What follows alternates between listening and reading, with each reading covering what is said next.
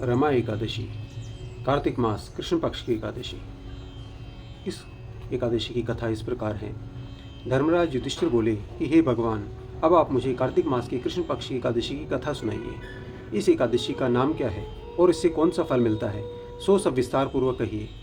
तब भगवान श्री कृष्ण बोले कि हे राजन, कार्तिक मास के कृष्ण पक्ष की एकादशी का नाम रमा है। इसके व्रत के प्रभाव से समस्त पाप नष्ट हो जाते हैं। और इसकी कथा इस प्रकार है। प्राचीन काल में मुचुकुंदक नाम का एक राजा राज्य करता था। उसके इंद्र, वरुण, कुबेर, विभीषण आदि मित्र थे। वह सत्यवादी था तथा विष्णु भक्त था। उसका राज्य बिल्कुल निष्कंटक था। उसके एक चंद्रभागा नाम की उत्तम लड़की उत्पन्न हुई। उसने उस लड़की का विवाह राजा चंद्रसेन के पुत्र शोभन के साथ किया। एक समय जब शोभन अपनी ससुराल में था, तब यह एकादशी पड़ी। चंद्रभागा सोचने लगी कि अब एकादशी समीप ही आ गई है।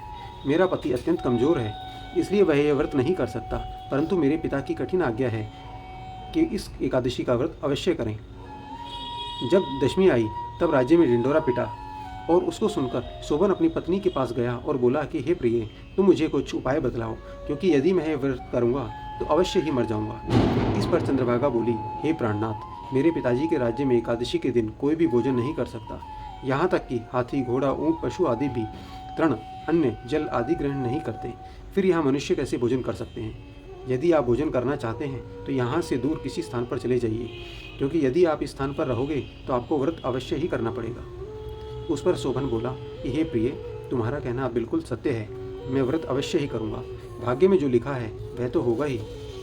ऐसा विचार करके उसने एकादशी का व्रत किया और वह भूख प्यास से अत्यंत पीड़ित होने लगा। सूर्य भगवान भी अस्त हो गए और जागरण के लिए रात्रि हुई। वह रात्रि शोभन को दुख देने वाली थी। दूसरे दिन प्रातः होने से पूर्व ही शोभन इस संसार से चल बसा। राजा ने उसके मृत शरीर को दहन करा दिया। चंद्रभागा अपने पति की आज्ञा अनुसार अग्नि में दहन न हुई। उसने पिता के घर ही रहना उत्तम समझा। रमा एकादशी के प्रभाव से शोभन को मंद्राचल पर्वत पर धन धान्य से युक्त तथा शत्रु से रहित एक उत्तम नगर प्राप्त हुआ। उसके महल में रत्न तथा स्वर्ण के खंभे लगे हुए थे। वहाँ पर वह स्वर्ण तथा मणियों के सिंहासन पर सुंदर वस्त्र तथा आभूषण से युक्त बैठा हुआ था। आभूषणों से युक्त गंधर्व तथा अप्सरा उसकी स्तुति कर रहे थे। उस समय राजा शोभन दूसरा इंद्र प्रतीत हो रहा था। एक समय मुचुकुंदक नगर में रहने वाला एक सोम शर्मा नाम का ब्राह्मण तीर्थ यात्रा के लिए निकला। उसने घूमते घूमते राजा शोभन को देखा। वह ब्राह्मण उसको अपने राजा का जमाई जानकर उसके निकट गया।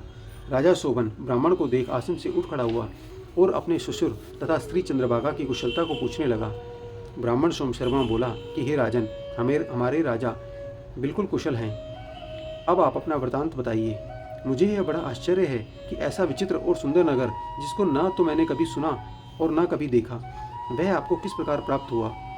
शोभन बोला, हे देव, यह सब कार्तिक मास के कृष्ण पक्ष की रमा एकादशी के व्रत के प्रभाव से हुआ है। इसी से मुझे यह नगर प्राप्त हुआ है। ब्राह्मण सोम शर्मा ने पूछा कि यह नगर अध्रुव क्यों है और ध्रुव किस प्रकार हो सकता है, सो आप मुझे बताइए। मैं आपके कहे अनुसार ही करूँगा। आप इसमें किंचित मात्र भी झूठ न समझें। शोभन बोला, हे देव, मैंने अश्रद्धापूर्वक व्रत किया था। उसके प्रभाव से मुझे यह नगर प्राप्त तो हुआ, लेकिन अध्रुव है। यदि तुम इस वृतांत को राजा मुचुकुंदक की पुत्री चंद्रभागा से कहोगे तो वह इसको ध्रुव अवश्य बना सकती है। ब्राह्मण ने अपने नगर जाकर चंद्रभागा से समस्त वृतांत सुनाया। इस पर राजकन्या चंद्रभागा बोली, हे ब्राह्मण देव, क्या आप यह वृतांत प्रत्यक्ष देखकर आए हैं या अपना स्वप्न कह रहे हैं? इस पर ब्राह्मण बोला, हे पुत्री, मैंने तेरे पति शोभन को तथा उसके नगर को प्रत्यक्ष देखा है, परंतु वह नगर अध्रुव है। तू कोई ऐसा उपाय कर जिससे कि वह नगर ध्रुव हो जाए। इस पर चंद्रभागा बोली, हे महाराज, आप मुझे उस नगर में ले चलिए। मैं अपने पति को देखना चाहती हूँ। मैं अपने व्रत के प्रभाव से उस नगर को ध्रुव बना लूंगी। चंद्रभागा के वचनों को सुनकर वह ब्राह्मण सोम शर्मा उसको मंद्राचल पर्वत के पास वामदेव के आश्रम में ले गया। वामदेव ने उसकी कथा को सुनकर चंद्रभागा का मंत्रों से अभिषेक किया। चंद्रभागा मंत्रों तथा व्रत के प्रभाव से दिव्य देह धारण करके पति के पास चली गई। शोभन ने अपनी स्त्री चंद्रभागा को देखकर प्रसन्नतापूर्वक उसे वाम अंग में बिठाया।